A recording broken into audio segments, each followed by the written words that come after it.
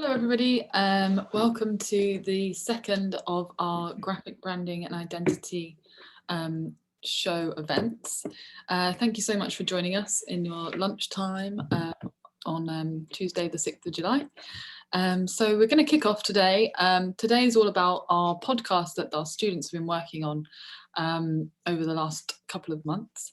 And thanks so much to all of our industry partners who gave up their time to be interviewed. I'm just going to hand over to our course leader, Sunita, for a short introduction, and then we'll get started. So my intro is basically just to say lots of congratulations. So last week when we launched, I did a little intro and I said thank you to lots of people. I must have said the word thank you about 20 times. Today I'm going to say congratulations to all of our students. So our year 3 students, absolutely amazing a group of students. It's been an absolute pleasure to teach you over this last year, but obviously the staff team have been working with you for the last 3 years, and the journey you've been on has been absolutely incredible. So well done all of you. You have graduated with a BA Honours in Graphic Branding and Identity. It means that you have the brain knowledge, the theoretical knowledge, and the practical skills and practical knowledge to go out and be very talented, very amazing graphic branding and identity designers. So we wish you very much good luck. And well done, and yeah, back to Emily. Thank you. Great, so the way that it's going to run today is that we're going to have a short panel discussion with some of our industry partners that are part of the Unlocked podcast. So we'll then have a kind of discussion about that, which includes some student work and a look at the briefs that these industry partners set. We'll then have a short teaser of the podcast with a bit of audio to listen to, and I'll direct you to the Spotify where you can listen to all of the episodes, which has gone live today, which is great. And we'll also be running out episodes over the next week, so we'll be promoting that on our Instagram and all the other kind of socials and channels that we're using for the show. And then we'll have a short break at 12:50, and then we'll be followed by our keynote speaker, Barrington Reeves, which we're really excited about. And then there'll be time for a short Q&A at the end. And if you miss any of the stuff from today, it's all going to be recorded and will be up on our socials and the Instagram takeover that we're doing tomorrow as well. Great, so let's get started.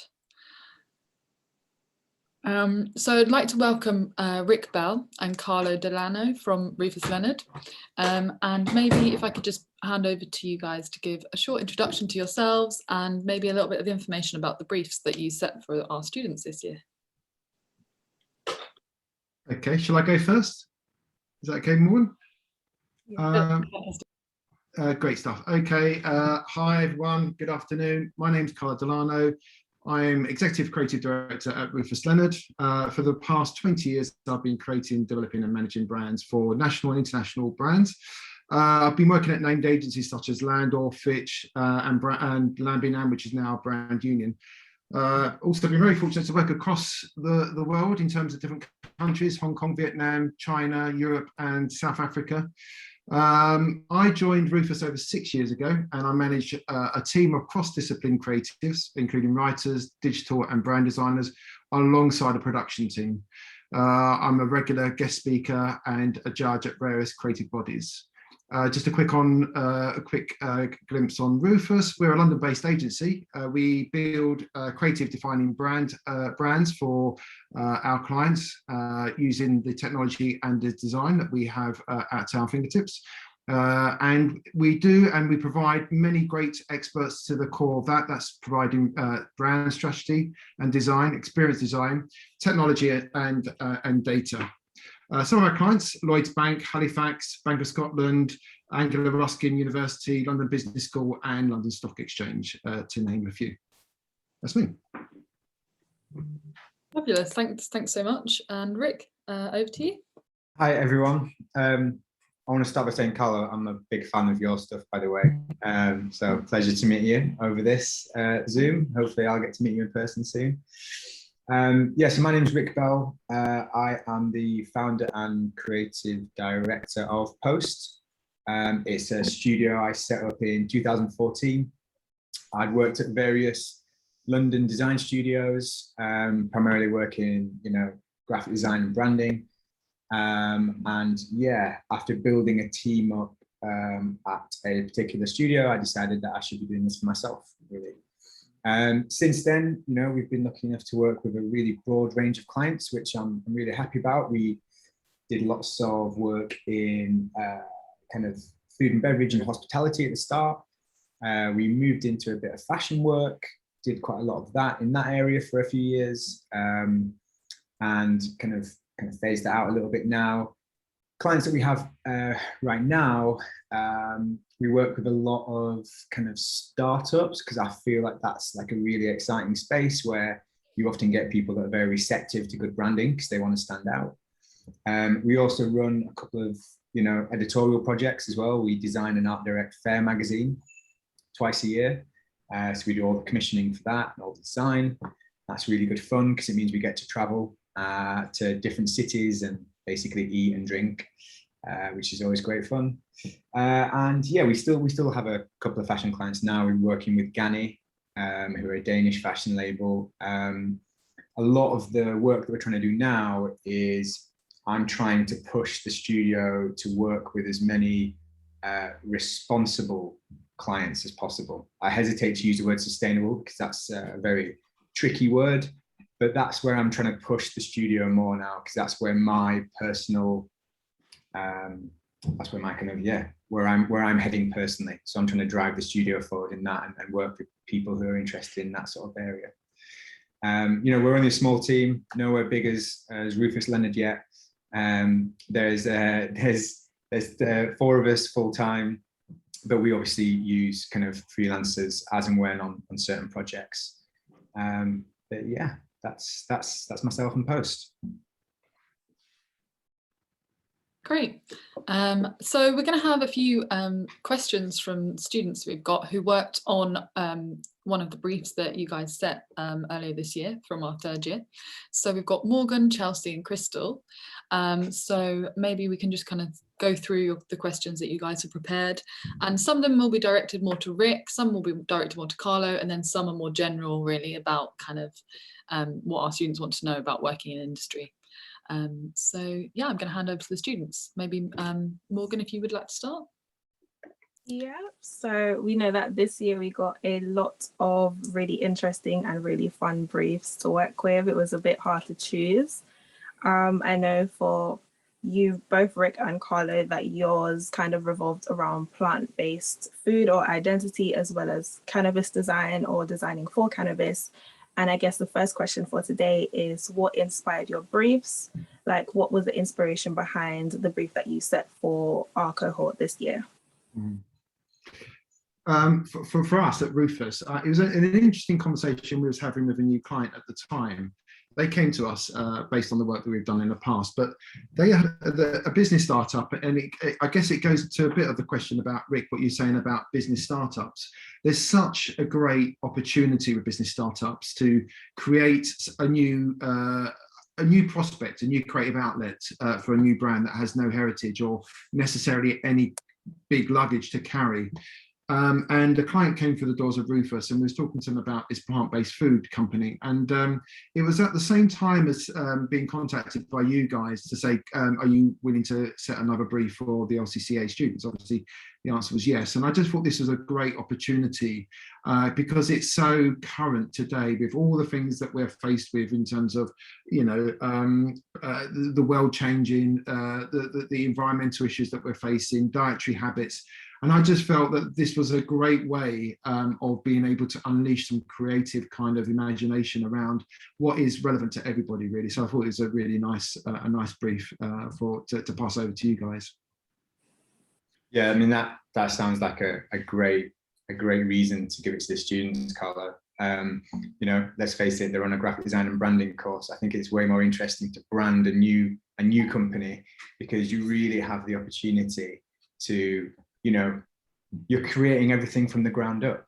You know, you're analyzing the market, you're finding out what the kind of customers want or need, and then you're kind of, you know, you're building the ethos of the brand. You know, it's really the genesis of the whole company. So yeah, it sounds like a good opportunity. The reason why we set our brief is because it's something which we are considering starting ourselves. I explain this to the students. We have one of our clients is Evermore London, which is a candle company, but it's actually, you know, I'm part of the company. You know, I'm using my skills as a designer to make a great looking brand, great looking packaging, good art direction, and I'm marketing the product. You know, so this is something that as a smaller studio, we're doing a little bit more of now. You know, I mentioned the magazine, which we're kind of partners in. This candle company, we're also partners in. And the thinking behind launching a cannabis-based brand is because I believe that the attitude towards it is changing. You know, I explained this as well, but I use CBD on a sort of regular basis for kind of, you know, mental health and well-being. And it's a product which we are actively looking to create ourselves. So, you know, it seemed like a great opportunity to open the floor to the students and get them to think about this as well. And that's the reason why we set our brief. It sounds like you, Carlo. It's kind of like right place, right time. It was just kind of seemed like the logical thing to do. Yeah, and I think also we've been setting briefs, I think, for the last 3 years. And I think the one thing that our first attempt at setting a brief to the students was very much in line to what we get from our clients, very research-driven, insights, risk-averse, you know, type of brief. And it was all a bit too real in some respects. And I felt like it cut down. What we were seeing was a cut down in the creative expression from you guys. So what was our first brief being really quite tight, making sure that you research the market, find the white spaces, review the competitors, think about the brand strategy. It all got quite big and heavy. And I think this particular brief for us was something about forget that for the moment. Let's just get a point of view about how we can express something which is a great proposition that is really current today, and lose that heavy luggage that stops you from being really great creatives. So it took us 3 briefs, I think, to get to this one. I don't know how you guys found it as a brief, but we certainly enjoyed putting it together anyway. I have to say, on the research thing, I was suitably impressed by the depth and the analysis of the research that the students did. Speaking honestly, it was way better. It was way better than I thought it was going to be. So, you know, congratulations to both the students and the teachers for that, because some of it was really, really thought about very carefully, which in turn resulted in some really great looking brands by the end of it. So yeah, bravo. Yeah. And I don't know about you, Rick. I mean, obviously, we did a podcast, Crystal and myself, about, you know, how do you become, you know, great thinkers and creative problem solvers. The research and the background start point is always to be come from a place that is informed. You know, naturally, you would want to design from your gut, and we should, right? Because I think that expresses our emotions, our experiences. But to have an informed approach about what you do is only going to create a richer output of everything that you do. So you have a reason for why you're doing it, and you have a bit of a strong rationale around it. The narrative and the story you tell is so important. We had seen in previous years. I wasn't actually in the crit reviews. Some of my team members were. But in past years, I was pushing for people to have that research and think strategically as well, because you will do that in life, in your business world. You will have to think strategically. It's not just aesthetics. It's about kind of like solving big problems and being innovative in the creative output that we put together for our clients. Yeah, absolutely. I think as designers, look, we all need to be constantly visually astute. We need to be just kind of absorbing things all the time, and like you said, Carlo, often that first idea you get in your gut, it can be the right idea, but we do have to do the research because we need to back up our ideas. We need to prove not just to the client, but probably to ourselves that what I'm thinking is probably the way to go, is the correct way to go. And that's really where the research comes. It just kind of backs everything up.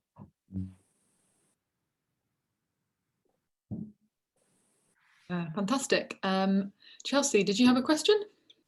Yes, I did. So our next question is, what is the importance for you guys in agency of collaborating with younger talent, like even setting this brief and working alongside universities? It's massive. I mean, you know, it's a huge contributor to keeping us progressive, innovative, and fresh minds. You know, I always see. I mean, as a business, we're trying to grow the business from grassroots, meaning that we want to get talent like you guys from the off, because I think you'll be clipping at the heels for your peers and your team. Healthy competition and diverse ways of thinking and being current and on point. You can get that with experienced team members, but sometimes it's the kind of two-way exchange between the fresh, innovative thinking that you guys can bring to the table to the flip where you get the mentoring from the team. You get it right, and it's quite a magic kind of formula, really. You guys are the lifeblood. You know, it's a continuous kind of affair, right? We started where you guys are. You know, I started many years ago in that position, I realise now more than ever that in the position that I'm in, it's about getting the best out of you guys to make sure that we deliver that kind of like creative that is always on point and setting the benchmark. So yeah, you're super important to the whole aspect of an agency life. Yeah, totally agree. The two designers that I have at Post are both younger than me. You know, I'm kind of slowly coming to terms with the fact that I am getting a bit older now, and you know, I'm not as visually on point as I used to be. And like, I think like Carlos said, it is this kind of cycle, right? Junior designers come in, they have fresh skills, fresh ideas, they're just very, very hungry. And you know, there's no kind of hierarchy in Post because, you know, there's only 4 of us. So, you know, ideas are welcome from kind of whether it's a middleweight junior or myself, doesn't matter. I think what my role as a kind of more senior designer, or creative director, or whatever you want to call it, is I kind of see those ideas, I kind of harness them, and I help figure out a way to get it to market, and I help figure out a way to make it relevant for the brief. But the actual idea, the concept, that can come from anywhere. And invariably, as time goes on, the ideas are coming from the younger members of the studio, and that's brilliant. And it's the same in most industries. You know, I have worked in much bigger places. And that is the way it tends to happen. You know, there are a wealth of ideas coming from the young members of the studio, but it's then the experience of the kind of more senior designers help take those ideas and make them relevant and actually turn them into something that is deliverable to the client. So yeah, in answer to the question, how important is it? Yeah, hugely. I think the trick also is, or sometimes what the challenge might be, is that as a business, we're you know, obviously commercially aware about people and how they work, the efficiencies and all that kind of stuff that comes into play. We are aware that when we take students on board, we have to give a bit more time to students. There's you know, because you've created a craft and a skill that is you know, ready to enter the world of the industry that we're in. But there is that, you know, I think agencies should make sure that they spend the right amount of time for students when they come into a business, because you don't know what the industry's like necessarily, only from maybe, you know, moments of doing interns, etc. So, you know, when the pressure hits, when time comes in, agencies have to make sure that the time is dedicated to making sure that you're just not making cups of tea. You know, it's about the talent that we want, and it's about making sure we nurture that, and that does take time. Sometimes that might be blocker for some agencies because they're quite high under a lot of pressure to be able to deliver. But my watch will be make sure that the agencies you work for when you get in the job is that you're getting the right time and mentoring, because they'll get the benefit from you. They will see and reap the benefits from that, rather than, you know, getting you to clean up stuff that they might be doing. It's really important that you're respected in that way. Yeah. Great. Crystal, did you have a question? Yeah, so Rick mentioned earlier that previously that he was trying to choose more responsible clients. How would you guys choose your briefs, and what makes a brief stand out to you guys? Yeah, so for me, how do I choose briefs? Well, that would imply that I have lots of briefs to choose from for a start, Crystal, which is not always the case. But yeah, I mean, for me, I wouldn't ever really entertain taking on a brief without meeting the client, you know, in person and having a very, very, very good chat. You know, being a smaller studio, I want to make sure that the sort of the output that we're doing and the people that we're working with kind of aligns with our values. And I think that's the key thing for me. If I meet the person or I hear about the company and it gets me excited and it aligns with our values, then I will take that job on. I have, you know, after only a few years in business, I now am able to kind of say no to certain clients. That's not always a blanket no. Sometimes it's about trying to say, you know, I've said this before, but I think as designers, we're also educators. We should be trying to educate clients to make the right decisions, and we should be trying to, you know, push them in the direction that we believe they should go. So I have actually been able to kind of change the brief, or even change what the company is standing for. And in that case, if they are receptive to my ideas, then yeah, we'll work with them again. But really, I'm looking for things that are, you know, not gonna kind of add to the environmental crisis, are hopefully trying to alleviate some of the problems which, as the human race, we've created, or if they're trying to, you know, do some sort of social good, or, you know, if they're trying to be a good company, then we will try and help them achieve that as well. But yeah, I think it just comes down to alignment on values, really. Alignment on values and expectations about what we can get from each other. Because although as designers we work in this kind of service-based industry, I do think that it's kind of an exchange. You know, I think I like to get something from clients and they like to get something from me. And as a smaller studio, it's kind of these residual benefits.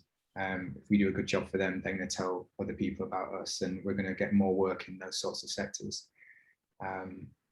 So yeah, I don't like to pigeonhole what we do, because I do think we work for quite a broad range of stuff, but I'd say that's more about what the actual deliverable is rather than the client.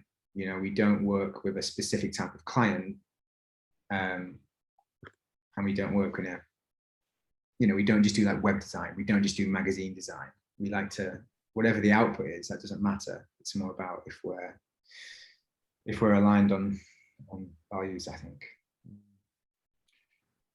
I think that's a really good question, actually, Crystal, what you're asking. I think everyone wants to do good in the world. I think, you know, post-pandemic, fingers crossed and all that. But I think everyone is much more aware of social issues, and just generally about, you know, the well-being of other people as a business. And Rick's right. We've got a commercial aspects of what we do. We have to make sure we're commercially buoyant. You know, we have to make sure that we are paying staff, and obviously we're not doing it for the love and not getting paid. So there's that criteria. But what we've started to do to help us is to navigate us through those kind of like moments is we've put together a mission statement that we're just starting to kind of formulate, and it's about how we make people's lives more enjoyable, more productive through intelligent and beautiful crafted experiences, is our internal kind of mantra. So we've got that as a way to kind of go, right, so if we're going to work with clients, and we can't always pick and choose from that commercial angle, but if we're going to pick and choose, will we have the opportunity to make people's lives more enjoyable and more productive? Will we be able to create the beautifully crafted experiences that we want for our clients? So I think that's that we've put that in as and to Rick's point about we've got values in the business as well. So, you know, it's about being lion-hearted, it's about being down to earth. So we want to make sure that when we choose clients, all of those things that we are good at in terms of our values and our mission statement internally, that the client is at the same parallel. So that we are trying to do those things that are going to make the world slightly, you know, more enjoyable, better, and more easier and more intelligent way of creating experiences. So it's fairly, you know, it's a fairly difficult market out there, but I think you do need some kind of guide rails to be able to allow you to kind of always be able to make a judgment about, is that client right for us, or is it the wrong one? Is it sending us in the wrong direction that's not necessarily aligned to our values? Yeah. And already from like your mission statement, it already brings out the joy in creating in a way. So I guess the question is, what's the most interesting thing about working in this design industry? Wow, so much actually, to be honest. I think what changes, it changes with age with me, to be honest. I think what would have been at the beginning in my career life, if I talk about myself, it would have been about creating, you know, a new visual world of what it could be that I was working with. Now for me, what is the most important thing is making sure that I'm joining the dots and being able to work with talent that is my team to be able to get the best out of them. This is going to sound really crass, right? But I feel like this is going to really sound not good coming from me, but I feel like more like a parent now, and I've got and I feel like, and that sounds really crap, but it isn't about me anymore. It's about the team. It's about getting them to work the best way, and that brings a lot of reward for me, because that's when I actually start seeing my experience permeating to the team and letting them flourish. I think that's what floats my boat. I mean, creative is always going to be, you know, seeing lovely aesthetic design that's solving big problems. Yeah. I'm always going to love that, and I always want to be part of that. But I think the part of where you've got a team and you're getting them to, you know, conduct around them is what brings joy to me anyway. Yeah, that's really nice to hear, Carlo. I'm starting to feel that way myself as well. So like, it's good to know that, yeah, that's how you feel more about your team now. I feel really old. I agree. I think, say again? I feel really old now, by the way. No, I mean, I totally agree. I think when I was younger, I just wanted to, you know, win every client project. I wanted to be in control of everything. It was a little bit egotistical, if I'm being completely honest. You know, I was a young, hungry designer, and I just wanted my work out there all the time. But it was because I enjoyed it. I enjoyed sort of making a mark on the world, I guess, and having my design out there.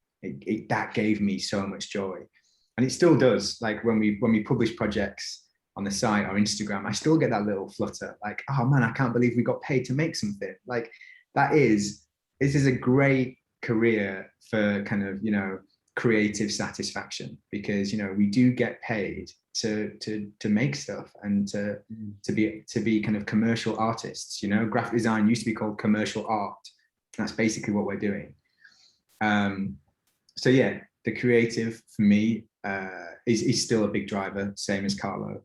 But yeah, you know, I think as you get a little bit older, like Carlo said, it's about creating a buzz in the studio. I love it when everyone's in the studio and we have a whole wall of pinboard, and I love it when we're halfway through a project and the wall is just covered in stuff and it feels like we're making something, you know, and that really just gives me the drive to get up and come into work every day. And I think that is a super satisfying thing.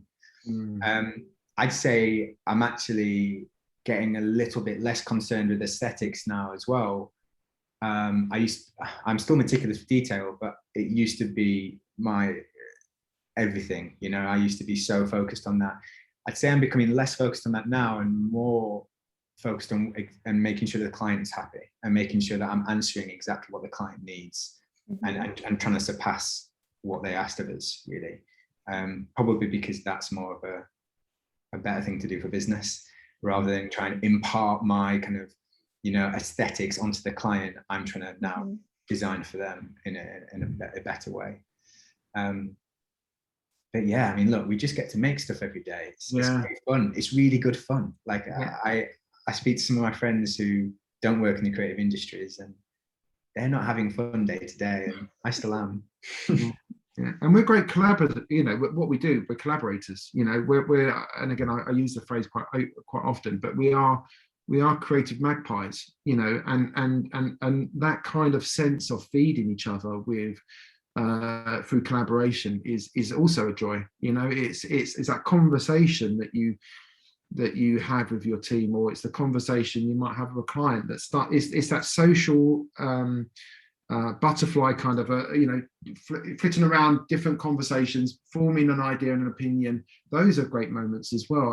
Conversations, and like you're saying about having crits and chats about the work, you know, sometimes you have to pinch yourself and go, Jesus, I'm so fortunate to be doing what I do. And you know, it's great. It can, you know, it's obviously tough at moments, you know, and there's no hiding behind, you know, that the industry, you know, has taken a bit of a knock as through the pandemic, but still, you know, we're very fortunate to have the talent that we've got, and we're very fortunate to be able to express what we do, you know, through our craft. So, you know, that's always going to bring joy to me. Yeah, agreed. We love that. We love it. Yeah. I think another question as well, when we were, you know, starting out from first year, we got told, okay, whatever ideas you have, you need to pin it up on the wall. We were like, are the teachers joking? Pin it up on which wall? This sort of, you know, boosting staff morale and pinning up things and collaborating, giving feedback. How did you transfer that physical pinning up things to give feedback when there was lockdown? How did you collaborate, I guess? I don't know about you, Rick.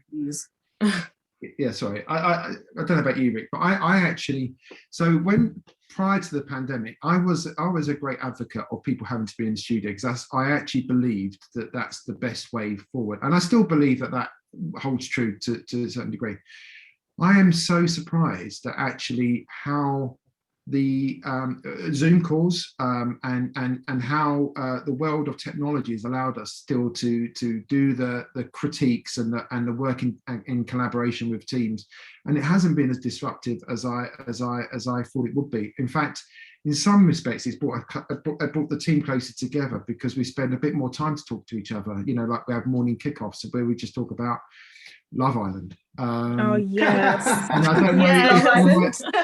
I'm sure my team members are on this call, so they know who they are. You know, we'll talk about stuff like that, and that's great, because that just means that we're connecting.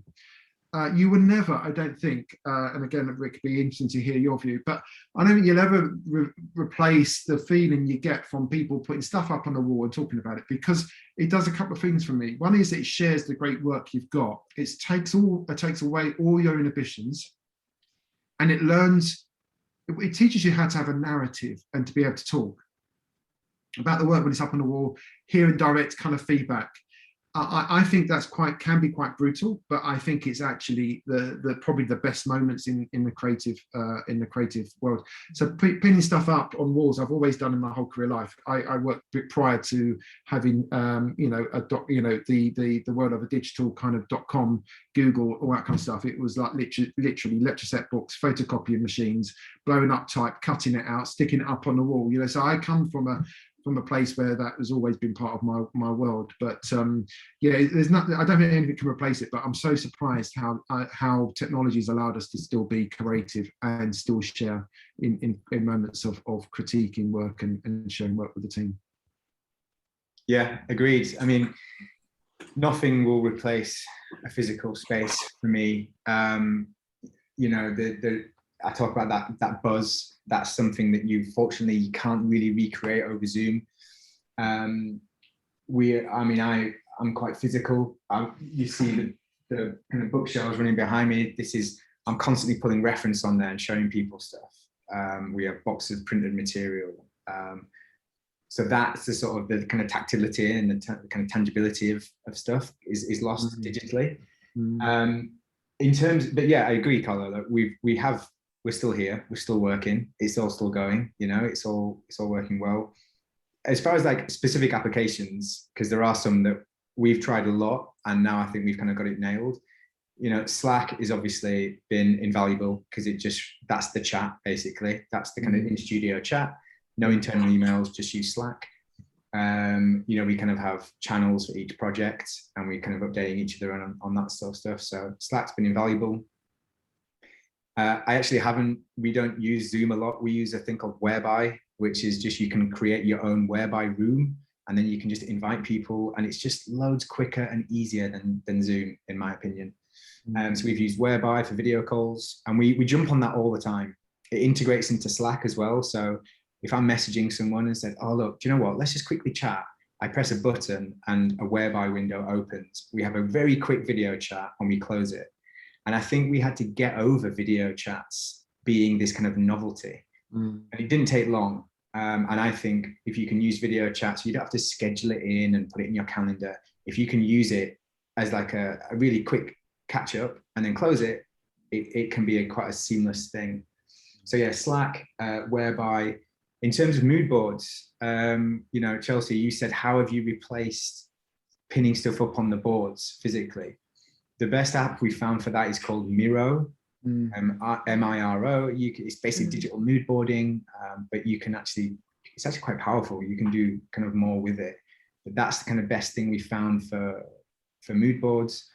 Something which we didn't used to do before pandemic is now we actually invite the client onto the Miro board. And that wasn't something we did previously.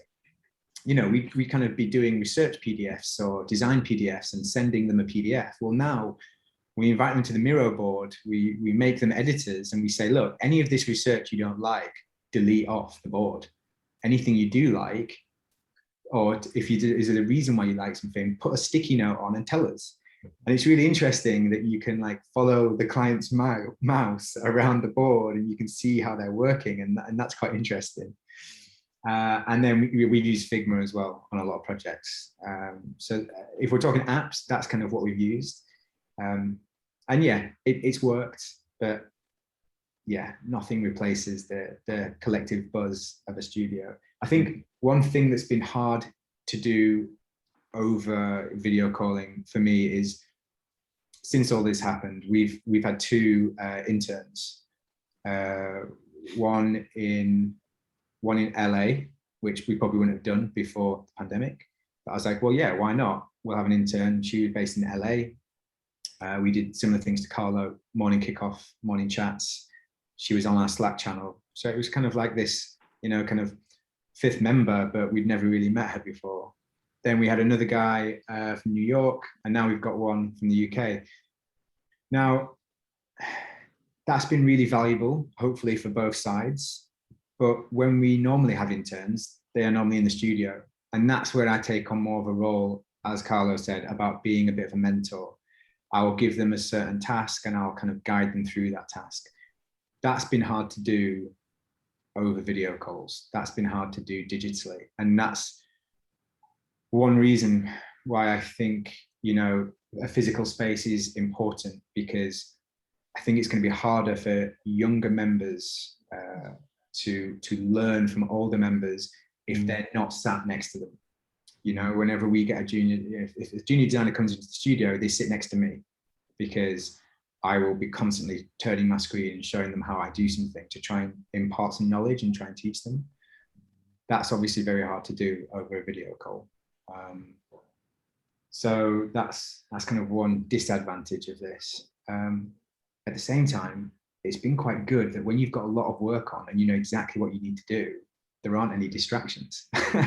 So, sometimes being by yourself in a room at home, or if I'm in the studio by myself, is quite good that I can like zone in for 3 hours, which is something when there's a few of us in here, I don't always get to do. Yeah. It's quite funny that, because actually I find, we nominate a day to go into the studio. We're not back in the studio just yet, but we're trying to go back in some fashion, and we have to kind of gear ourselves up to say, right, we're going to go in on Wednesday. And then when you make it there, it's like an hour and a half or an hour out of your journey is already kind of something that you could have been working at home. And then you've been disrupted by technology, and you feel discombobulated by things not working, and you're trying to connect the cables, and you're kind of going, that's another half hour lost. Yeah. And then you've got other things like going back home again. So all in all, you've got about 3 hours of dead space. So you start weighing these things up and kind of going, I think if I've got a really busy day, I won't go into the studio today. So we're trying to work out what the studio will look like, you know, in terms of going back to the studio. But from your perspective, as students coming into the industry, to what you're saying, Rick, is about those moments being in the studio, to hear those chance conversations between two senior designers or a creative director and maybe someone in production, just picking up all of this, you know, absorbing that is something that you probably won't get on a Zoom or Miro, because we use Miro, it's great, and we use Figma and other things as well. So we do, you know, doing exactly what you're doing, Rick, and they are great tools. But to kind of absorb this stuff without, you know, through osmosis, you're kind of learning and growing just by hearing behavior, seeing actions, and how behavior and body language when you're in front of a client, and how to be pragmatic. All those things you can't really get in the digital space through whatever channels you're using. It's a you know, we will find our way, and I think, you know, like Rick's saying, we're still here. It's just meaning that we have to adapt, and that's what we do well as creatives. We always adapt. Yeah, I think the things that we do, because we are, like you said, a very adaptable kind of set of people. I think the things that the way that our studios and offices and companies will start to look like, other industries will probably follow, if I'm being honest. You know, I don't think the work from home revolution is here to stay, but what I do think is going to permeate the permanent working culture in this country now will be some sort of degree of flexibility. Yeah. Carlo, like you said, if you've got a really busy day ahead of you, why would you travel an hour into the studio and an hour back? You know, you could just say, look, it's Wednesday, I've got a lot of work to do, I'm going to stay here, I'm going to get it done, I'll see you guys tomorrow. And I think that is like a really valuable thing.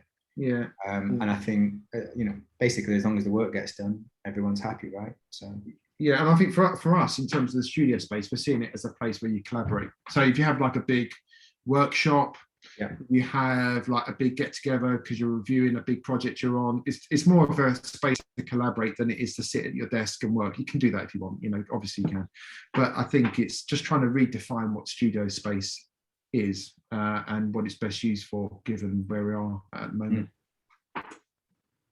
Great. This is such an interesting conversation. I feel like we could talk all day, but we're just running out of time. So I think maybe we probably have time for one more quick question. So which student would like to go for one more question? Maybe Crystal, as I think the other two have had two each. This is the big what if question. So what if the creative industry didn't exist? What would you do? Oh God. Would you like to say that one? I can answer quite quickly on this one. During the pandemic, I did some extracurricular education, and I did some kind of furniture making courses. So I think that's what I would do. Instead of, if I wasn't doing kind of graphic design and branding, I would still be making, but it would be more kind of craft, yeah, more kind of wood based. So that's the short answer for me. It would still be making stuff.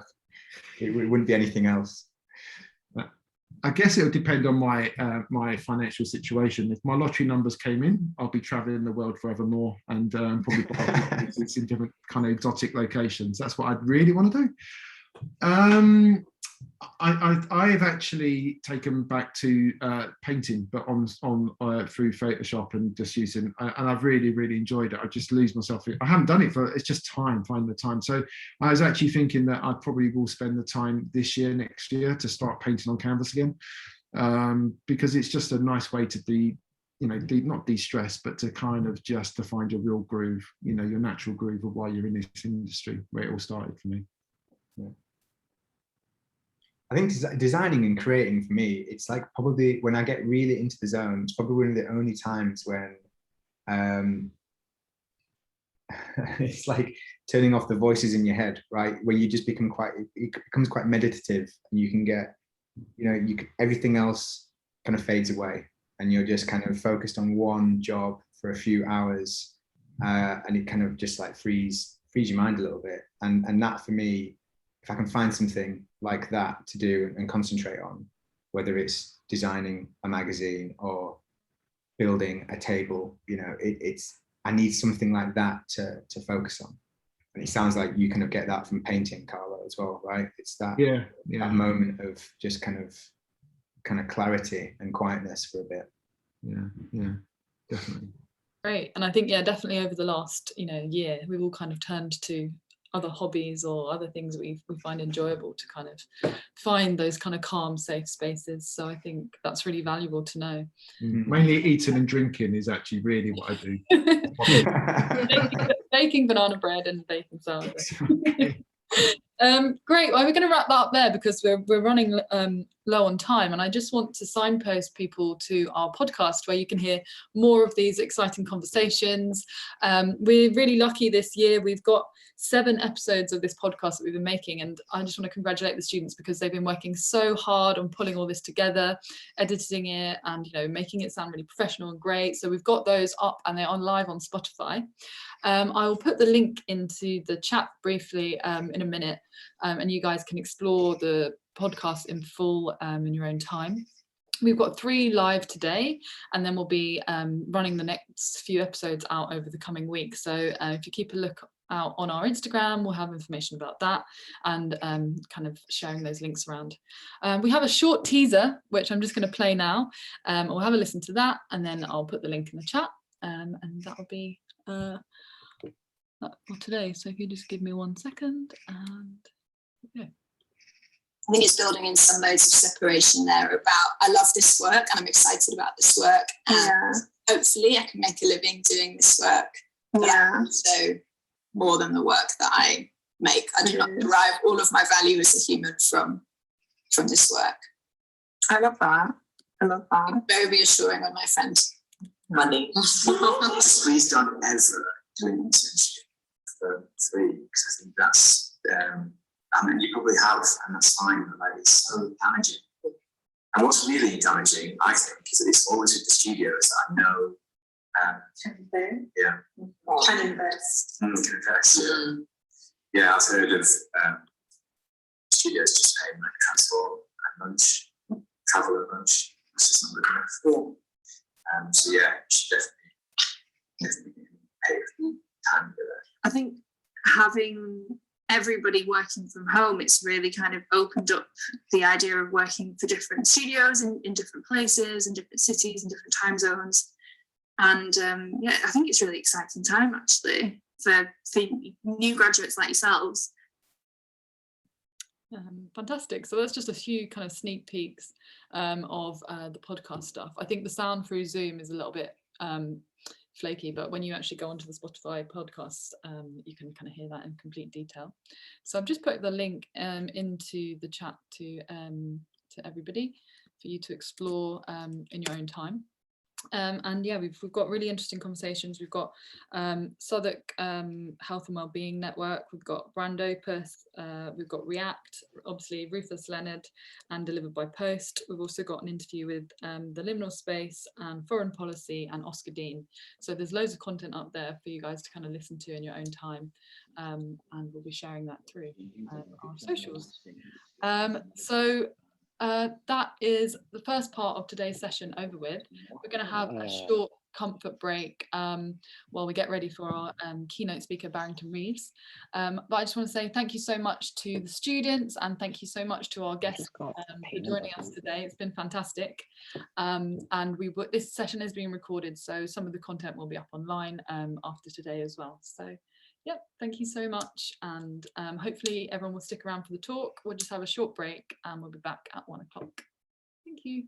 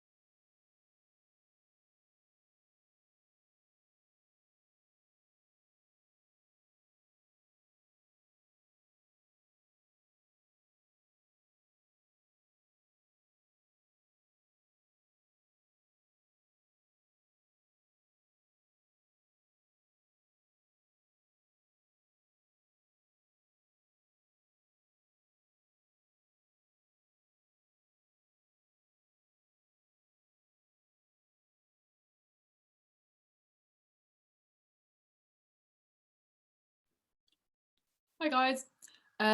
Thank you. Welcome back. We're going to kick off our keynote speakers shortly. So I'm just going to hand over to Harriet, who's another lecturer on graphic branding and identity, to introduce Barrington. Thank you. Hi everyone, and thanks to all the students and our wonderful panelists for the discussion earlier. That was so interesting to hear all of those different perspectives going on. And now we're in for another treat full of interesting perspectives and insights from our keynote speaker, Barrington Reeves. So Barrington is based up in Glasgow and has set up his own creative design agency. He's full of like innovative work, and his team have recently won loads of awards. So congratulations for that. But alongside all of his fantastic creative work, he's been doing a lot of work with the local communities as well. So setting up the Black Scottish Business Fund and working alongside the Black Lives Matter movement within Scotland, alongside working with the Marketing Society up in Scotland as well. So designer, activist, all-round legend. So over to you, Barrington. Quite an introduction, I'm sorry. A lot to live up to. Yeah, absolutely. Yeah, thanks so much for such a lovely intro, and thank you for inviting me to be here today. It's lovely, pretty unexpected, but nice. So yeah, when Harriet invited me to speak to you guys, I thought after kind of 4 years of what I'm sure has been long, grueling work around branding and brand identity and design, I thought I might speak about something which is like intrinsically linked to design, in my opinion, but is now the kind of core fundamental of what we do. And I feel like that is kind of going beyond design. And what is beyond design, what is beyond aesthetics, what is beyond graphic design. Because for me, those are the things that have really elevated us as a studio and that have propelled my career and that have led to where I am now. So I'm just gonna share my screen so you guys can see this and run through this with you. Oh, give me a sec. Onto this screen. So I'm Barrington and I own Tokenism. We're a multi-service creative agency based in Glasgow. Since most of you are English and probably don't know what Gallus is, Gallus is the Scottish old vernacular, meaning kind of too fit for the gallows. So it's like being too bold, daring, reckless. To me, these are just like words we live by. Kind of coined my name from my gran when I was a kid. She was always telling me I was too gallus, and it just kind of stuck. So where we began is just as a, we're now a field service agency, but it started as just my freelance career, kind of like 5-6 years ago.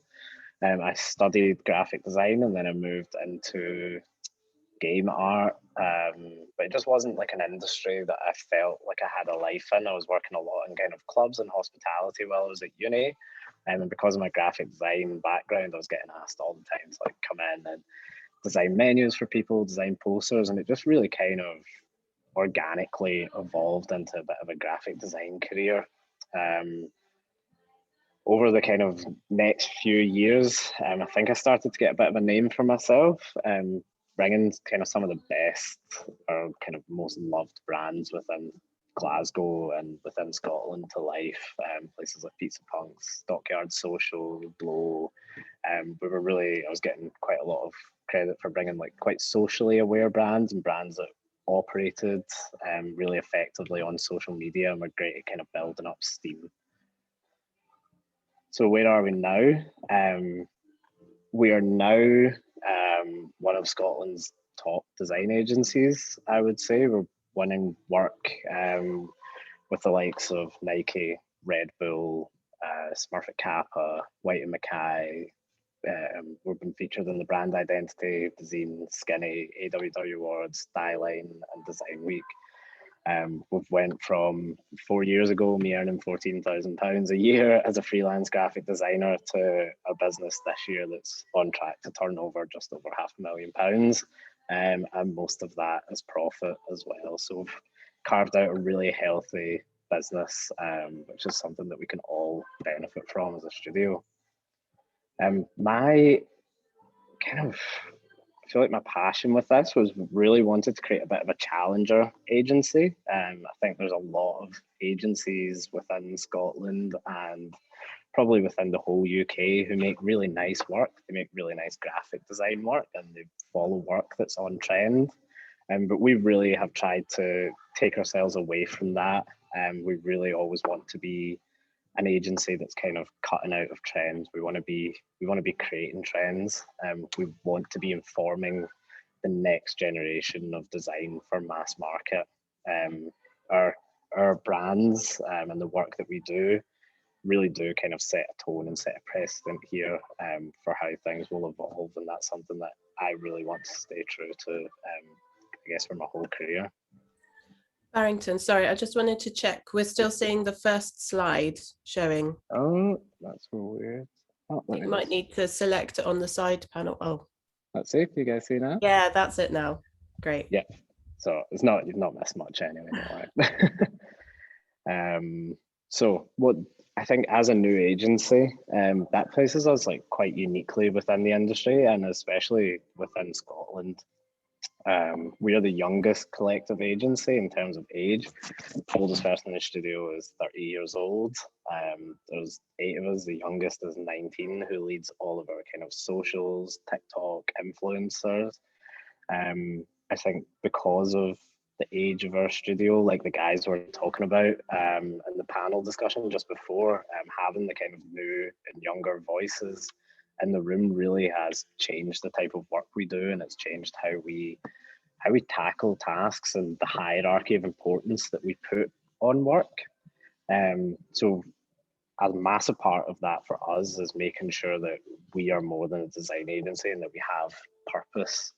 We use our position and our platform to create positive social change wherever we can, massively around kind of creating betterment for the creative industries, but also just widely we help run 2 homelessness charities. We do a lot of work for kind of social enterprises, and we've got a really strict representation policy when that comes to hiring staff, hiring models, hiring crew.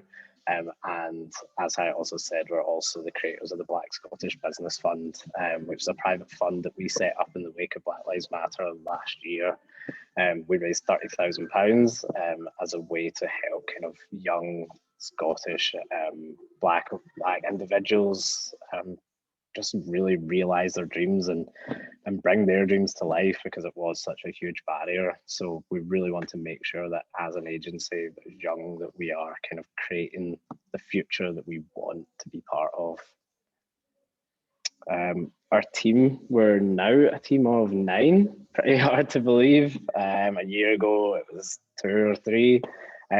We have a full service offering, so we have design, photography, web development, social media, videography, admin, production, copywriting, you name it. It feels like we've got it these days. I've hired everyone because they have such a strong, distinct kind of personal design style, but really that is something that we recognize, but we all kind of drop that, and we drop our ego at the door when we come in here, and it is all about creating what is right for the client and what's best for the client. And that's a bit of also what I'm going to talk to you guys about today, because I think that is something that is really difficult, and I think it's something that caused a bit of a crossroads for a lot of people. And I'd also love to hear you guys take on that at the end in the questions. So what is going beyond design? I think the whole design landscape in the last couple of years has just changed so dramatically. There's a whole new generation of like designers, creators, thinkers, and consumers who were born and bred to in a totally different generation to what was seen before. And a lot of how education and design fundamentals are set up right now are based on a generation of people who just don't shop or consume or view in the same way that we do. they don't understand the kind of ever-evolving nature of brands, social media and digital in the same way that we do. This idea that a brand must be ultra consistent over 50 years has broken in the last 5 years. Brands can now have a core identity, and one that flexes and evolves and changes. For some companies every week, for some companies every month, for some companies every year. So I think we actually are noticing a change that there aren't rules out there for, and it is something that I think even the highest in the industry are still getting to grips with. I think we've seen such dramatic shifts coming off of the back of things like Facebook.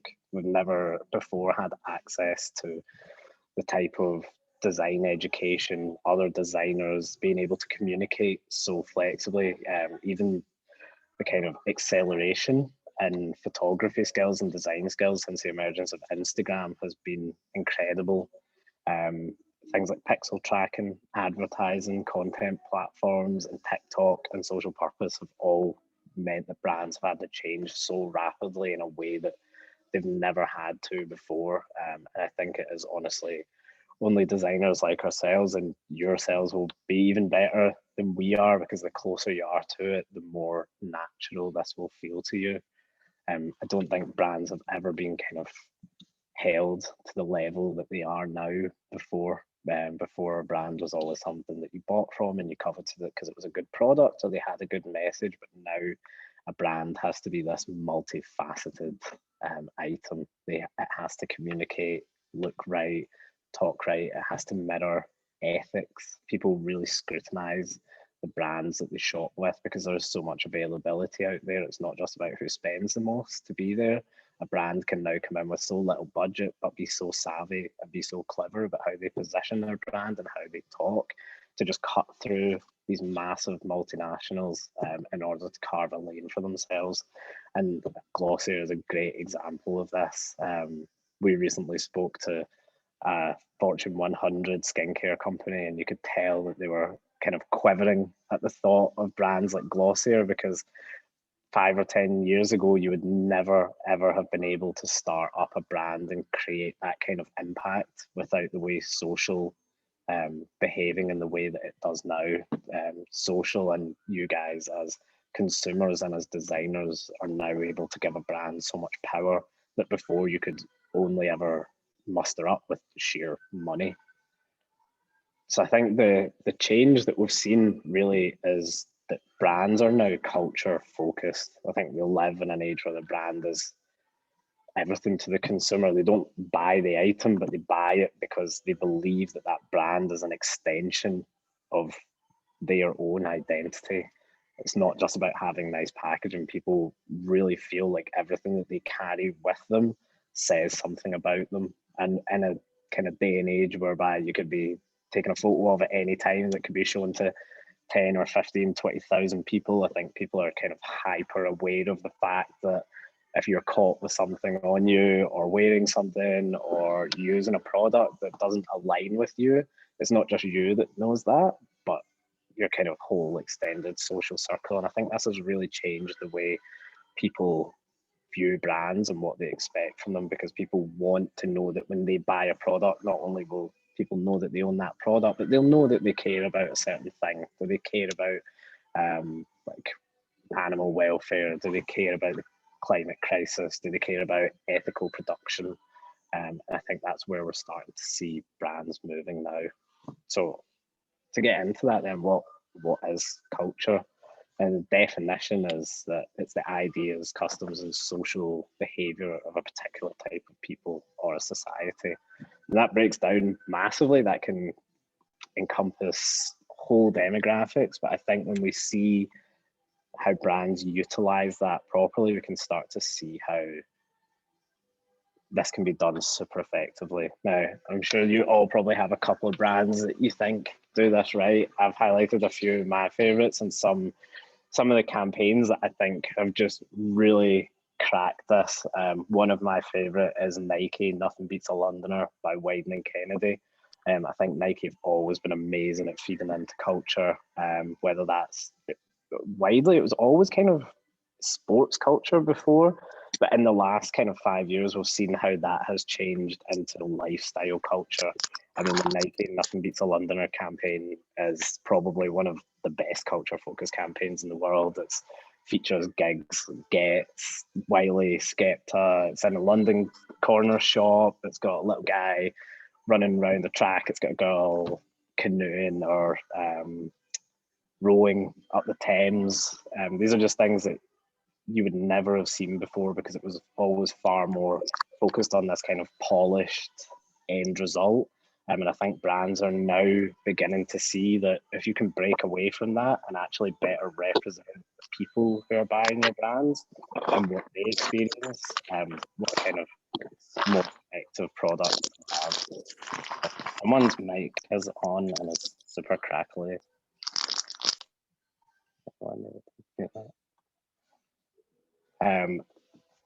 A brand that I think have done amazingly in getting into the kind of cosmetics side of things is Milk. Milk Makeup's brand has been incredible. Designed by Georgie Greville, and the art direction has always been amazing. One of the first beauty brands as well to get out of the kind of overly pristine models to take a look at alternative models within their campaigns, using models with shaved heads, using even black models at the time was a kind of radical change for these people, and just better representing their customer set. And then Burberry, my latest kind of favorite one, again, another amazing thing set in London that just really breaks down what did people think of a heritage brand before, and how has that been redesigned and repositioned since Riccardo Tisci took over this brand. I feel like he has had such a huge cultural kind of shift within Burberry, and has looked at the culture of people who buy Burberry, what they relate to, what is important to them, and then started to mirror that in the brand. And these things are all so at odds with what Burberry would probably have told you they were 5 or 10 years ago. And again, it just kind of breaks these fundamentals of rules that were written over the last 100 years about brands, about how stiff they must be, how consistent they must be, and how they must kind of stick to this archetypal set that was defined years ago. But it really, you can see through these examples that it just doesn't apply anymore. So what does this look like for you guys then in terms of going beyond design? For me, it's learning to know when not to use graphic design. And I think this is probably one of the hardest lessons to learn as a young designer, especially as a freelance designer or creative. It's like graphic design is only one tool in your arsenal when it comes to solving problems for your clients. So we need to be problem solvers, and that means knowing when and where to apply the right tools. I think it was probably one of the hardest lessons I learned, especially in terms of kind of customer satisfaction and making sure people didn't feel hard done by when they came to get something. I think a lot of people will kind of come to us and say like, oh, we want a logo, we want a poster, we want this type of identity. But your client is often not a specialist in brand. They will know what they want, they know what their business is, but I think it's our job to kind of look at where they are as a business and look at what they want to solve, and then make sure that we're kind of applying the right design tool or the right creative tool to solve that problem. Because a new logo is never going to just simply get someone 500 followers. It's never going to make someone just like their shop front so much better. It will be a nice piece of design. It will definitely look good and it will definitely give them what they want. But in terms of kind of satisfying their end goal, we need to make sure that that is something that we put in that is going to kind of to solve that problem.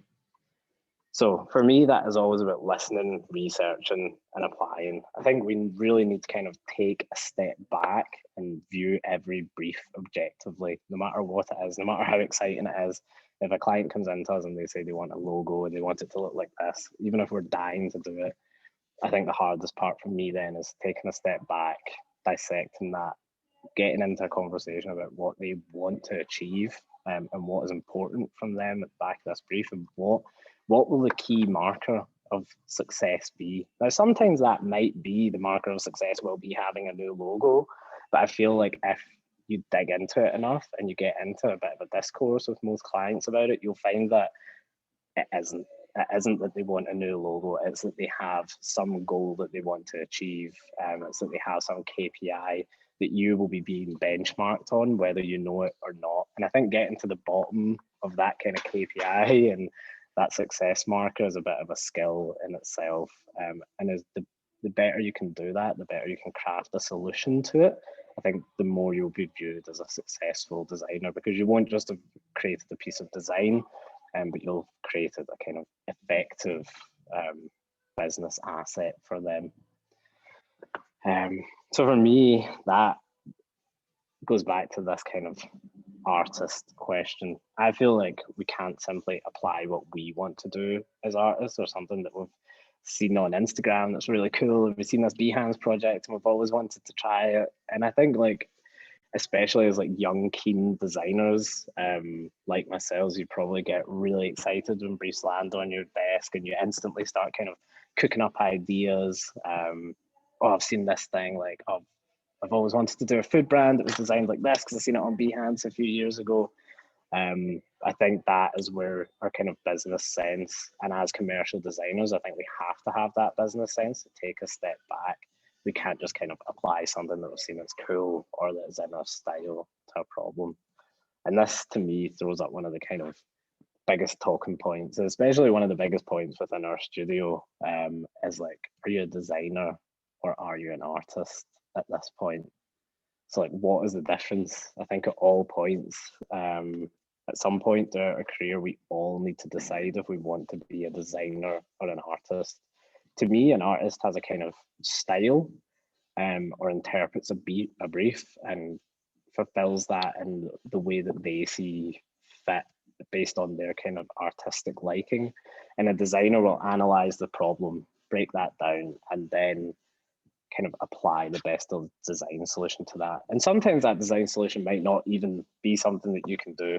Like if a client comes to you and says that they want a logo, but they also want 5,000 new customers in the next month, you need to tell them that they need a marketing campaign or a social media strategy. And to me, that's where the kind of difference in being an artist and a designer lies. I think as commercial designers, we really need to forego our ego.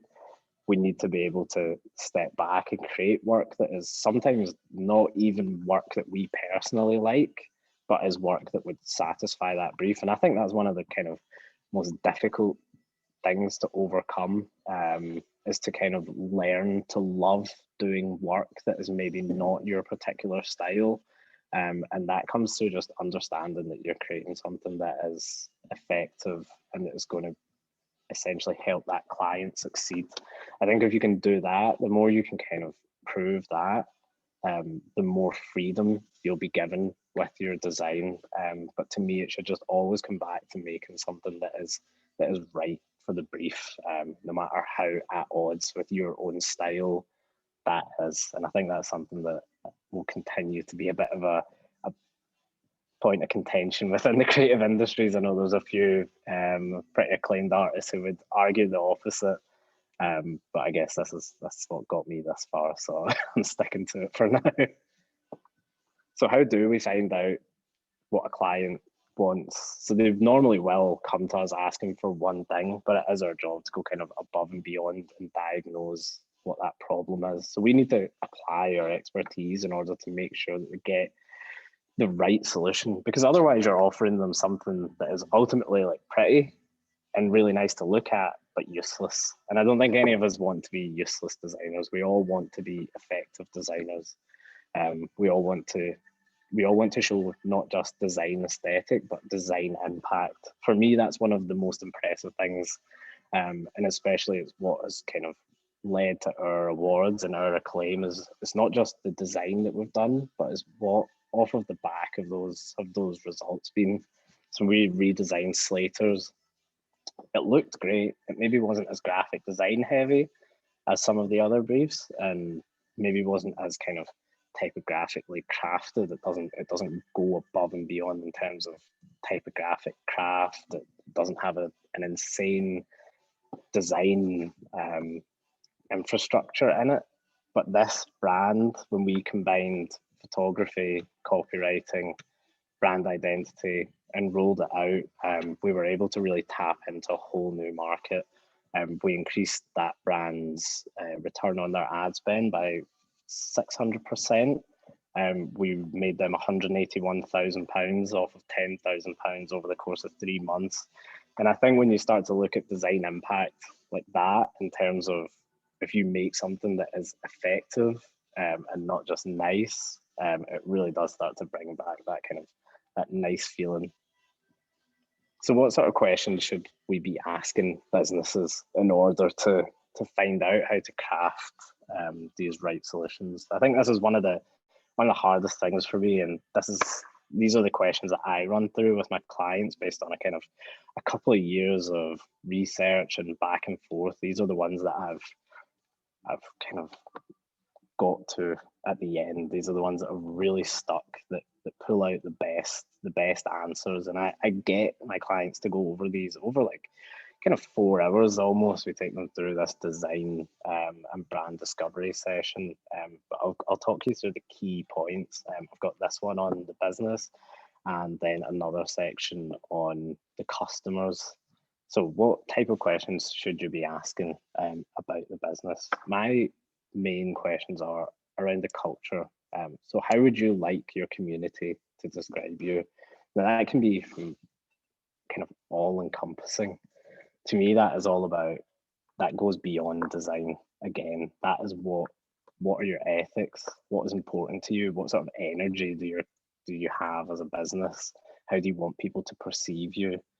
I think with this, we can start to look and examine things and make sure, all of these things are about making sure that at the end, there's a really lovely, clear and concise overlap to make sure that the answer to every one of these questions is met in whatever design solution you craft. So the next one is voice and how you would like to sound to others.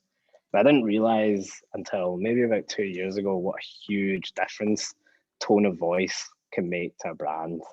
I think having an effective copywriter in our studio is probably one of the best things we've ever done. So for all you guys out there who are studying brand identity and want to get into freelance, I beg you to go and make friends with a copywriter.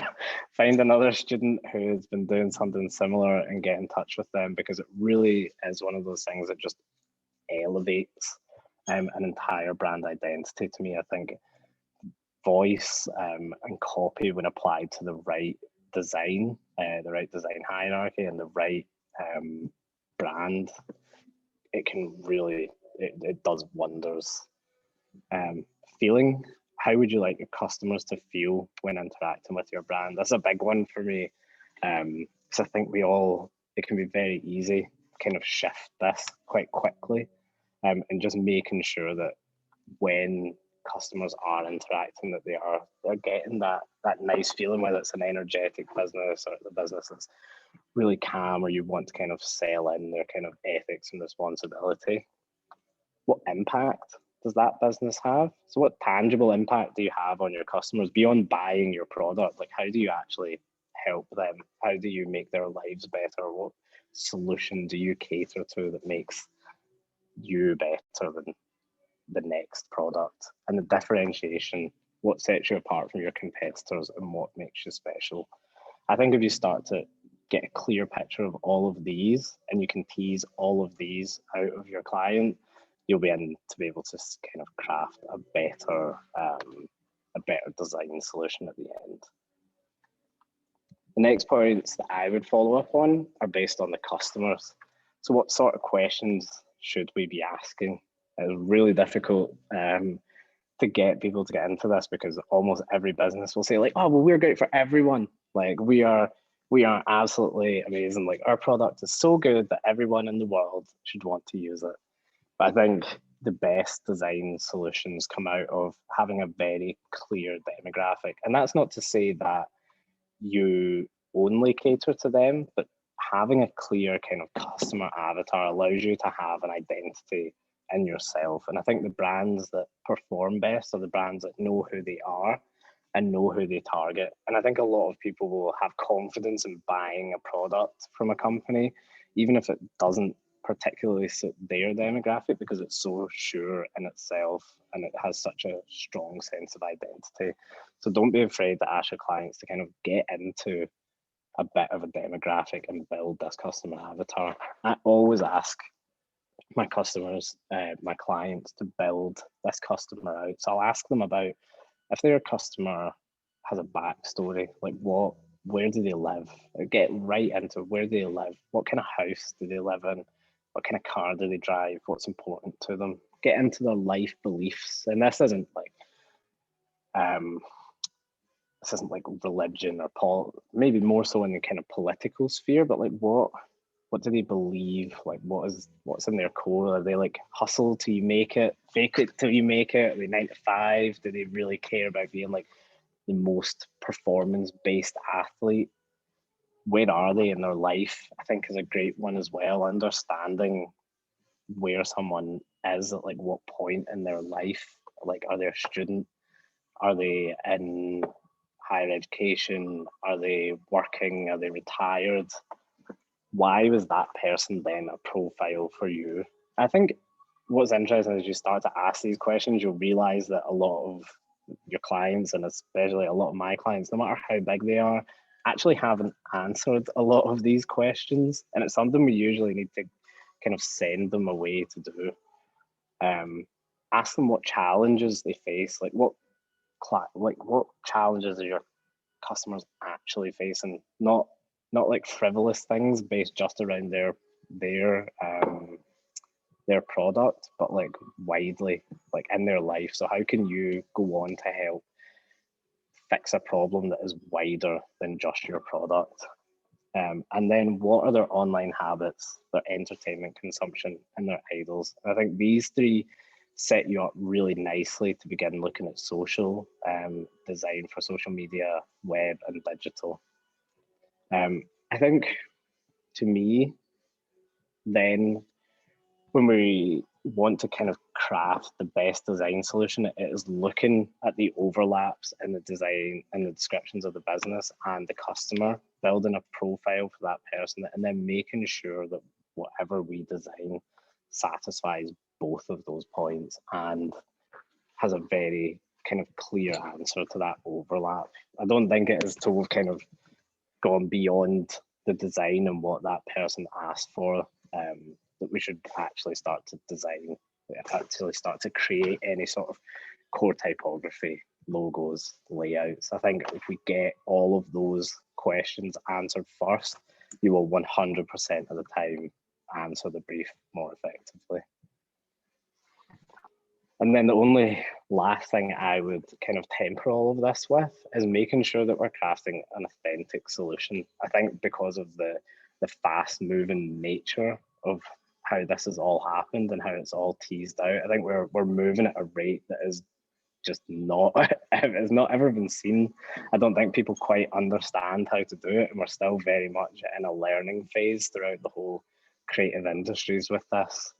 And I think a lot of people are kind of still learning on the job for this. So do try and make something that is authentic. So if you're doing something that is very culture based, like Nike, and you're doing it all around London and it's all focused on rappers and athletes, do make sure you speak to people in those cultures that you want to benefit from. Make sure that their voices are around the table. Just like, I think we've all seen a few pretty bad examples over the last few years of people borrowing from culture, and I think it is definitely worth making sure that, like, when you are rolling out something that is kind of culture focused, because it can be quite a sensitive thing, just make sure you're doing it in an authentic way. Try and enrich the communities that you borrow and benefit from. If there is a way that you can kind of feedback, if you're working on a kind of a good example is a studio across the road recently. We designed a can that was based on Ghana and they got this brief, and no one from that studio was from Ghana, but the beer was from there, and when they went back, they made sure that they kind of used an illustrator that was from there, that was from that kind of community, and that they kind of therefore directly profited from that. Just make sure to never kind of commodify or characterize the communities that you're working with. And it is something people will make mistakes with. You will make mistakes with it, and you will learn, because there are no rules for this right now. And I think with the way things are evolving, it is a very organic process, and it's something that we all need to learn from. And to be honest, you guys in the position that you are, and with your age and growing up on social media, you will probably be far more intuitive to it than me. So I really look forward to seeing how you guys roll this out and what the next generation of design kind of brings when it comes to creating these culture focused brands. That is pretty much all for me, 4 minutes early. But yeah, I would love to have a chat if anyone has any questions, and would love to get your take on the artist versus designer as well, because that's such a huge talking point within our studio. I think it's something that's really interesting to get kind of different perspectives on. Thank you so much, Barrington. Wow, yeah, I mean, the artist versus designer conversation earlier, it was mentioned that graphic designers used to be called commercial artists. So it's what happens on that kind of like spectrum of like between art and design. And I always think like craft as well. Where does craft sit on that spectrum? I mean, you could do a PhD in that, and then Yeah. I nearly did, but you know, there's that whole conversation. Obviously open up to everyone to ask questions, so please do feel free to take yourself off mute and ask questions, or put them in the chat down there. I've been collating a few as we've gone along from some members of the team, so I can jump straight in with the first one here, which links well to that last, or your penultimate slide. How do you ensure brands you work with are authentic in their aims to actually be diverse and inclusive? How do you challenge tokenism? Oh, that is a massive thing for us. So I kind of headed up Black Lives Matter last year within Scotland, founded BLM Scotland, founded BLM Glasgow. It's something that I've just been really on top of. So we really try to work with companies to make sure that they aren't being tokenistic and they aren't commodifying. It's one of those things though, like we have kind of, like I say, we've moved really quickly, and I think that there are very different levels at which to experience this. I think we need to make sure that there is almost like an equal trade-off. If a company is really hammering in diversity and inclusion, and they are massively about that, and that is kind of what their marketing is about, I think then we need to hold them to kind of a higher standard. Do you know what I mean? Like, a lot of people will say to me, oh, like, you can't, the UK black population is 4%, so you can't expect a company of 100 staff to be kind of 50-50 black and white. And I'm like, no, of course we can't. That would be ludicrous in most cases. But if in the case that that company makes most of their profit by commodifying the kind of black urban culture and black urban fashion and music, then they should be far more representative inside. At that point, it's not okay to be a kind of 4% white company. But then we've got companies that we work with, like White and Mackay, who are a massive drinks distributor, and they create just like drink brands and whiskies. We recently worked with them on their diversity and inclusion. They were like, oh, like we're really worried, like our diversity and inclusion is quite low. And we're like, well, that's, for you guys, that is actually fine. You don't really commodify that type of culture. It's not what you profit from. I don't think you should be held to the kind of regards that maybe Nike are, or other kind of music brands who are really directly profiting from those cultures and who lean on those cultures. So I think a lot of it is to do with making sure that you're kind of applying pressure in the right places. I think a lot of people will sometimes just jump on this like bandwagon and like point at a company and be like, why is your company not 50% black? And it's like, that's not always the right thing for that company. Is making sure that we hold the right companies to account, and the companies that are kind of, that are maybe tokenizing, whereas some companies just, they don't have the scale, or they're not in the market position to have that kind of diversity and inclusion. With like a company full of like brewers and distillers, it would be quite mad for White and Mackay to be expected to have such a high level of kind of black employment, when that is not where most people who are black want to work. But in the music industry, where there are huge amounts of black people who want to get into it, then those companies should be held to a higher regard. And I really don't think there is anything wrong with bluntly asking your clients if they want to do something like this. Like, ask them for receipts. Like, ask them how you're helping. If you feel like they're getting into something that's tokenistic, ask them like what gesture they are going to make in order to make this like something that should be allowed to be done. And if they aren't going to do anything like that, then I think at that point it's okay to make your decision to not work with them.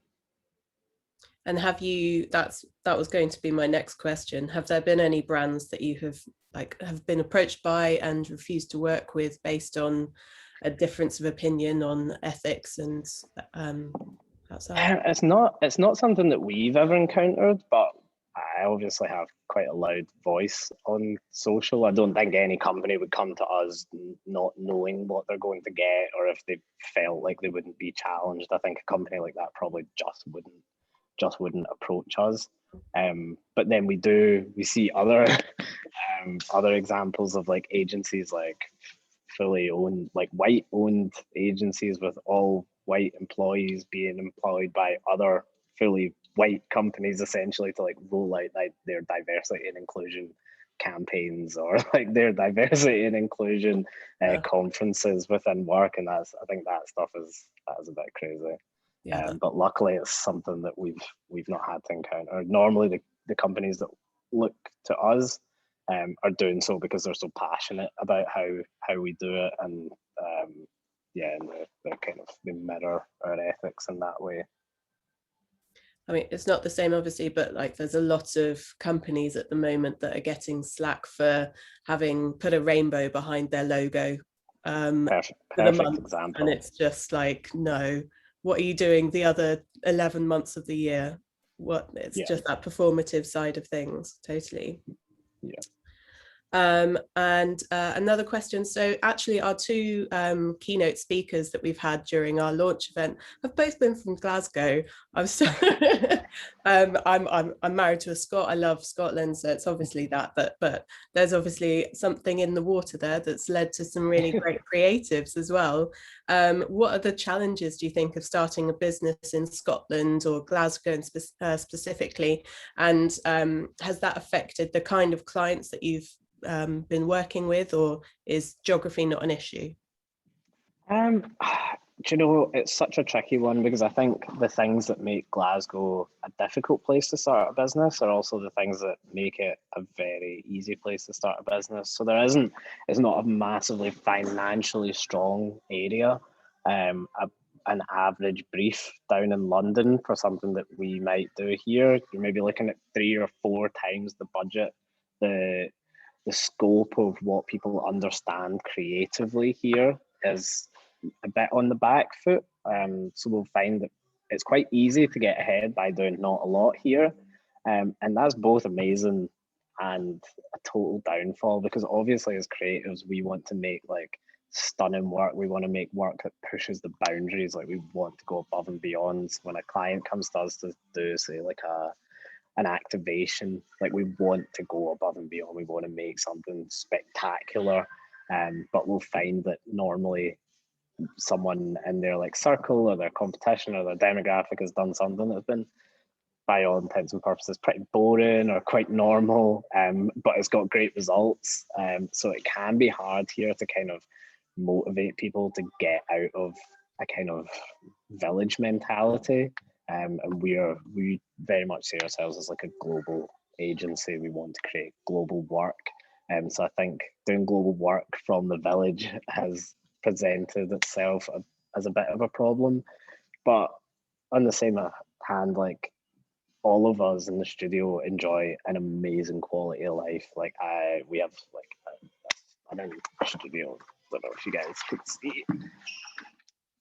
So we have like an amazing studio, like city centre, G1 postcode. It is like, it's amazing. We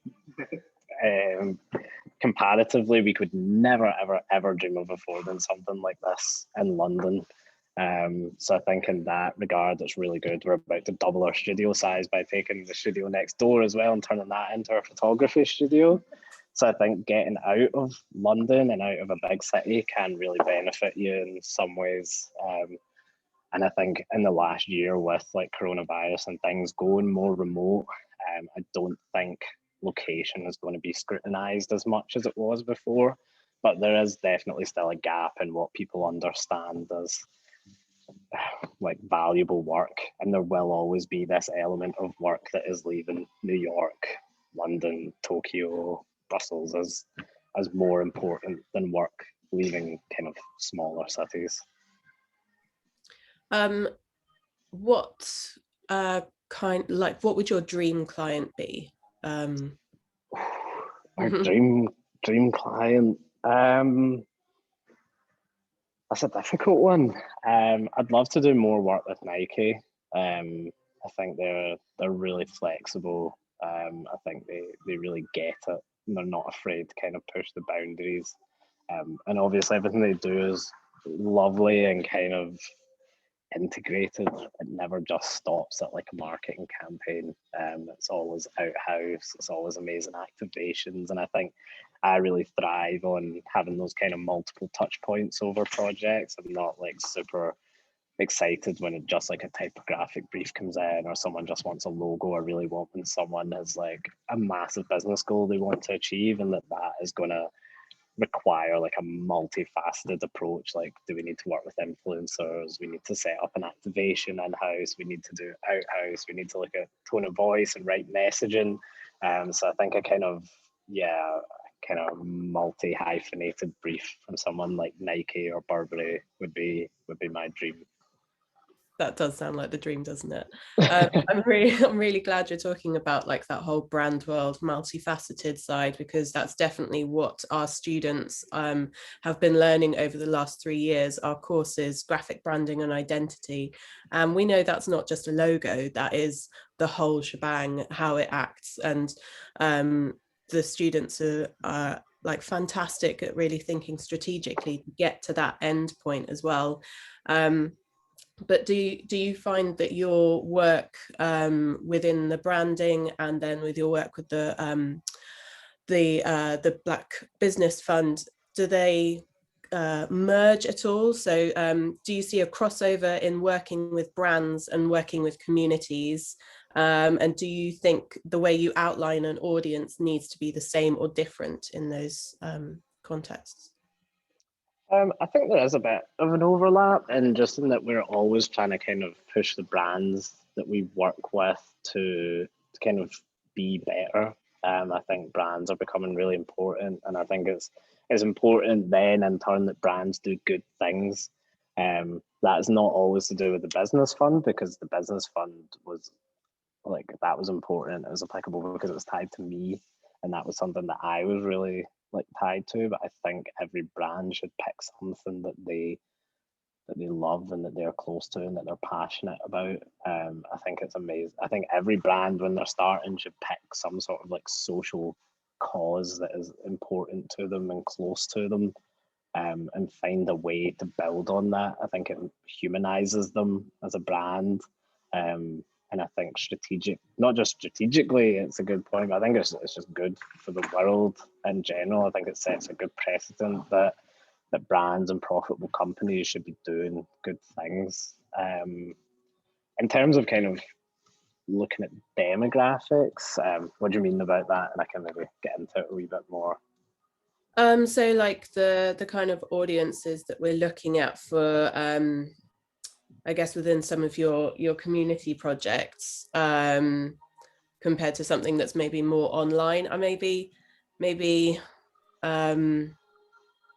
maybe if we just flip that question a little bit and think about maybe impact. So maybe I'll just like move away from that one and talk about the how you measure impact of a campaign. Like a lot of it you can do.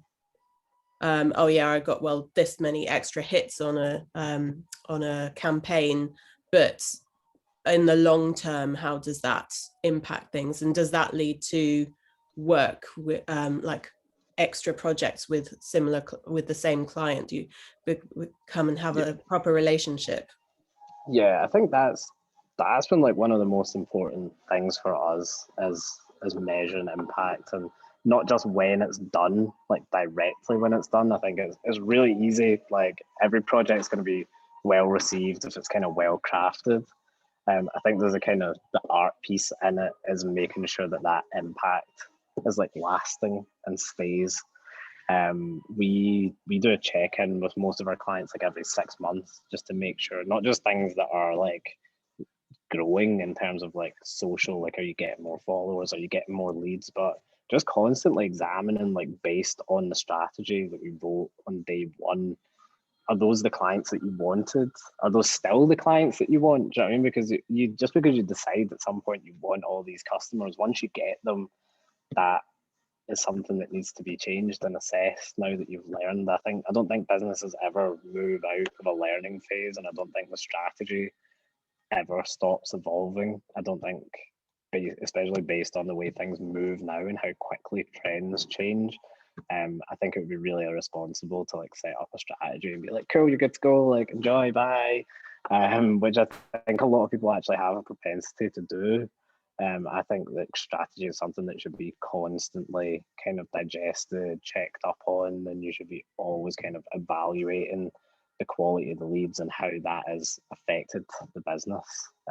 So yeah, I think like always checking in on that. And thanks to kind of having that open communication, that really does lead to like tons of new business, because you're then kind of talking constantly about ideas with the clients. You're talking about new campaigns, talking about new socials, new photo shoots, new design.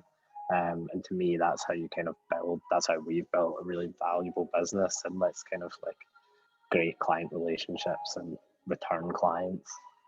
We have to think again about your strategy and your personal business plan. Obviously, you've come a long way in not a very long time. So congratulations on that. But like, what would you say is your biggest mistake that you've made so far as a businessman? And what have you learned from that? What's the positive that you've taken away from that?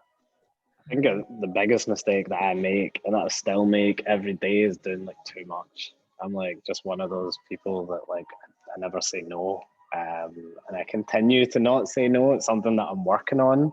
It's just something that I need to try harder with. I grew up with like not a lot at all, and not a very nice area.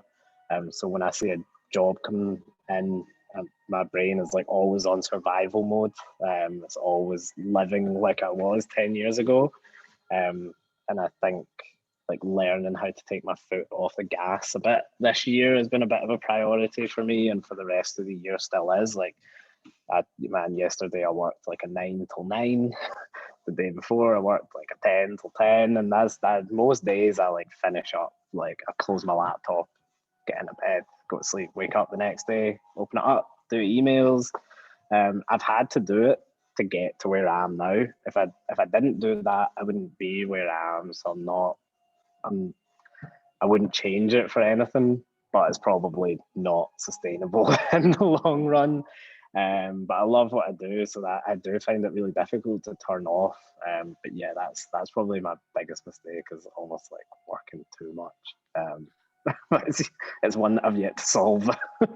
Yeah, I don't know the answer to that one yet either. But yeah, it feels like you should love what you do as work, but then you end up doing it all the time. So that's it. Yeah, I like took up photography like 2 years ago, or like a year and a half ago, and I was like, I just got to this point where I'm like, I will never sit down and do graphic design for fun, probably ever again. Like it's fun when I do it, but it is work. So I was like, I'll take up photography. That'll be so much fun. It's a nice creative outlet.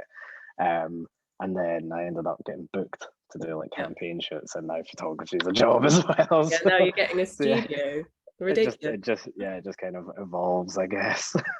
We've got a question from Chelsea, one of our students. Would you say people within the Black and ethnic minority demographic would be faced with any hardships trying to get their foot into the door of the creative sector? Any tips for them, especially when reaching out to angle with like via email or in person? So quite like our students are quite from a diverse background. Yes and no. I think it depends who you're reaching out to. Some of the creative industries is moving really fast and is super woke and is all about representation, and then there are swathes of it that are just there's such a mirror between like massive corporations and the creative industries. Like a lot of the companies that we laud as like the best design agencies in the world are huge corporate machines. They make really nice graphic design, but don't get me wrong, that's a brand strategy. They talk to you in the right way and they release the right marketing campaigns so that you think that's not what they are. But at the end of the day, like a company that owns 50 studios and has kind of 1,500 employees around the world working under one conglomerate can't be touted as anything other than a massive kind of multinational corporate company. And I think you will find it harder as an ethnic minority probably to get your foot in the door at those companies. But equally, I think there are just a myriad of like amazing, cool little boutique studios who would actually go out of their way to give an opportunity to someone from an ethnic background. So I think it is just about making sure that you're approaching the right people, be upfront about who you are. We have a kind of, at this stage, positive discrimination policy within the studio. We're trying like really hard to employ people from diverse backgrounds and to give them opportunities.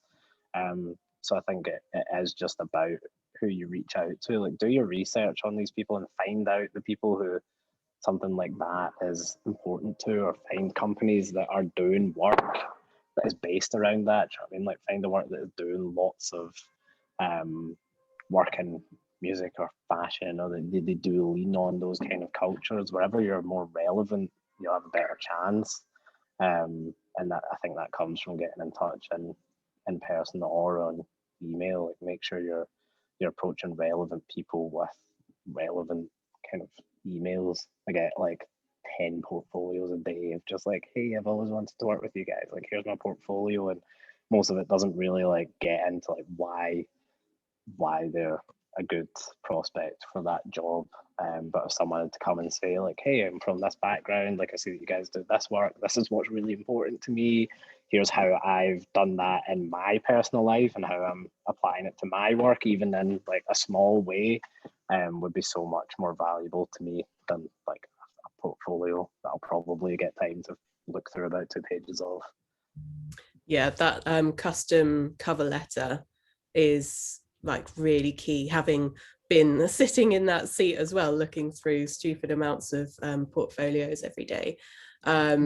So that's kind of leading me on to 2 questions. Firstly, what did you do and how did you get into the industry when you first graduated? And 2, for our students, would you take on any online interns? I got into the design industry by absolutely pestering the creative director at Equator. I phoned him every day for about a month. I could never get him. Eventually he picked up the phone to me and I was like, look, I just want to come in and show you my portfolio. My portfolio was nothing special, don't get me wrong, like it was bang average probably. But I think just like the determination, I knew I wanted to work somewhere good, and I knew under the right guidance that I would do well. And I think communicating that, like, yeah, he took a punt on me. I worked there for just under a year, started as a junior, left as head of digital for Tesco Bank and SSE at 21, and moved kind of freelance. I started getting my first freelance contracts like while I was there. And one of them was like more than my whole year's salary. And so I took a swift exit. But yeah, I think, yeah, just you have to stick in it. It's not a simple thing to get in. And I think approaching people who have job offerings up is, there's a lot to be said for it, because a lot of people like email us about jobs when we don't have anything posted, and I think people get themselves really down, like, oh, I've emailed like 500 design agencies and like I haven't had a reply, or I've not got a job, and they kind of beat themselves up over it, even though they haven't posted a job. And I don't think that's the same in any other industries. Like, I don't think you would kind of like email 500 clothes shops and then be really disappointed because none of them gave you a job. You would understand that they didn't have a position open, but for some reason we don't kind of apply that same logic to the creative industries. We're sensitive creative souls. So. Yeah, I think there's this kind of attitude that if you're good enough and you send your portfolio out, like someone will hire you. But we live that's kind of against the laws of like economics and finance, and especially in a time right now where a lot of studios are struggling. A lot of studios have had a really hard time. A lot of them are not back in the office yet, and that they're still trying to get their like in-house processes sorted. Like some of the guys in the last panel were saying that they're not even back in the studio yet, and they're still trying to learn how to like work from home. So don't get definitely don't get down if you're not landing a job right now, because it's a difficult time to do it. But on the second point, we probably would be up for looking at a digital intern, and what that would look like in terms of like scope, not sure. But yes, I think the last year has taught us that things are far more possible than we ever thought they were, and things can be more flexible, and everyone's kind of ironed out the creases on like using Zoom and Figma, and yeah, it's more achievable now than it was before. So you use like mostly Figma for your collaborative work when you're not working together. Nice. Yeah, I mean, even when we are working together, like the three of us will like sit around, like me and Paddy will design, Fergie will build the website from the Figma. It's how we send mood boards to our clients now. It's how we kind of collaborate and present. But yeah, that's been a great tool for us over the last kind of years. Really changed the way that we work. I think hopefully it'll continue to evolve. But yeah, it's been a great tool. Great. Morgan, you've just put your camera on. Is that because you want to ask a question? No. Okay. Camera's been on this whole time. Okay, sorry, I've only just seen you. Sorry, okay. Just put you on the spot. Well, I think that's a really good place to leave it. So kind of giving some great advice to our students not to lose heart, to keep going really, and just make sure that your cover letter and the way you talk about yourself is really authentic and transparent. Show people who you are, and someone will be like, this is who we've been looking for, this is perfect. But thank you so much for your talk, Barrington. That was so interesting. Love to see your process and the way that you look outside of the design bubble for that inspiration to make sure that you're really answering briefs effectively. So thank you so much for your time. Thanks so much for having us on, guys. Thank you. Hopefully we'll get to work with you again. Maybe you can come and set us a brief or something. Yeah, that sounds good to me. Yeah. Good luck, guys. Thank you. Thanks, everyone. Yeah. Bye. Thank you so much. Oh.